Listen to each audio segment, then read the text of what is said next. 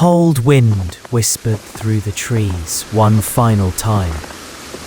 Leo and Jack walked side by side, silent, steady, the snow crunching softly beneath their steps.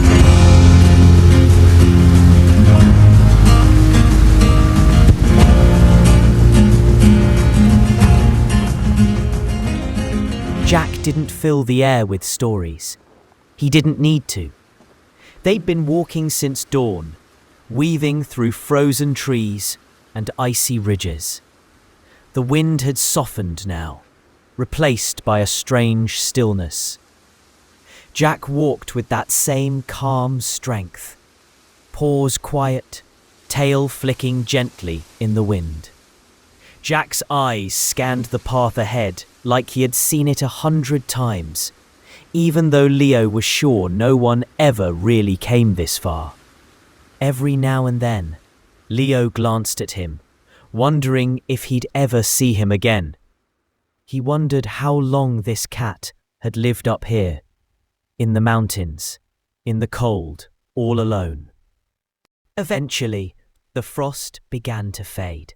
The white ground gave way to dry, cracked dirt, and the cold was replaced with the dry heat of wind pushing in from the south. Jack stopped. Ahead of them, the land changed. A wide, endless desert stretched forward, golden dunes rippling like waves under a heavy sky. Far in the distance stood a jagged line of cliffs. The quiet canyons. Between here and there, only heat, sand, and the unknown. Leo took a breath. He asked Jack, "That's where I go now, isn't it?" "Unfortunately, yes. That's the quiet canyons. Stay sharp when you reach them. Wind plays tricks out there. And not everything that falls in stays gone. You'll want to move at night. Rest during the heat. And don't trust anything that echoes." Leo nodded, and before he could say something, Jack had already turned back. He wanted to say more, to thank him, but Jack was already walking away, back into the frost, back to where he belonged. And just like that, Leo was alone again. He took one last breath of cold air and stepped forward into the heat. 2 days passed. Leo walked in silence. The kind of silence that seeps into your bones. The snow was far behind him now, replaced by heat and wind and a sky too big to hold on to. He was thirsty, tired, and beginning to narrate his own misery aloud, just to stay sane. "So this was a good idea, right?" he muttered. "Chase a mystery across the world. No map, no herd, just vibes and dehydration. I should have brought something. A bottle, a map, a plan." Sand crunched under his hooves. I mean, Jack did say past the frost, but he didn't mention how far past the frost. Maybe I should have just stayed with the bunny. The wind didn't care. It picked up a sheet of sand and flung it at his face. He closed his eyes and kept walking. That's when he heard it.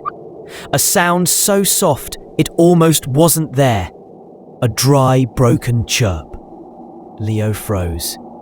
Another chirp. Weak, but real. He followed the sound toward a cactus patch, crouched low behind a ridge. There, beneath the shade, lay a tiny bird, feathers dusty, wing crooked, barely moving. Leo bent down. "Hey." "Oh no." The bird blinked, one eye at a time. Leo looked around. "You need water too, huh?" The bird didn't answer, but she dragged herself a few inches and tapped her beak twice against the cactus beside her. Leo blinked. You serious? The bird tilted her head. Tap. All right then. He lowered his antlers and carefully cracked the cactus. Clear liquid trickled out. It wasn't much, but it tasted alive. He drank. She sipped, tiny and precise.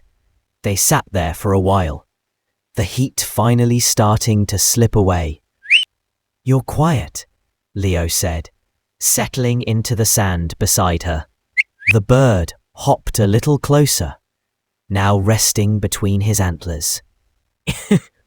All right, Leo said softly. You can come along, but you're gonna need a name.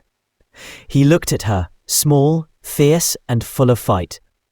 Darcy, that sound okay? The bird blinked. He smiled. Yeah, that fits. So they walked. Leo, sunburnt and sun-stubborn. Darcy, balanced lightly on his antlers, wings tucked in.